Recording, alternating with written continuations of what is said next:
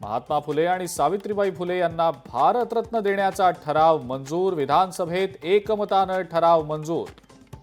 महात्मा फुले आणि सावित्रीबाई फुले यांना मरणोत्तर भारतरत्नाची शिफारस।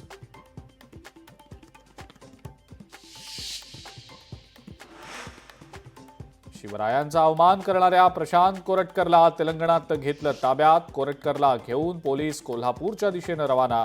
उद्या कोर्टात हजर करणार।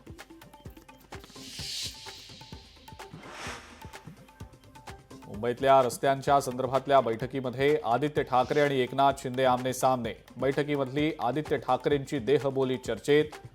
एकनाथ शिंदेंकडे आदित्य ठाकरे एकटक पाहतच राहिले।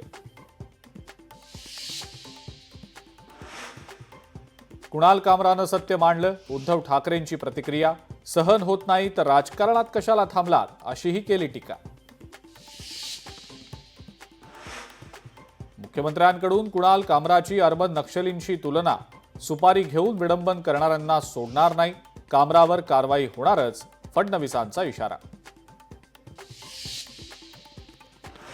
आणि मुंबई उच्च न्यायालयाबाहेर काळ्या जादूचे प्रयोग केल्याची शंका। नारळ, काळी बाहुली, लिंबू, सुपाऱ्या ठेवल्याचं समोर।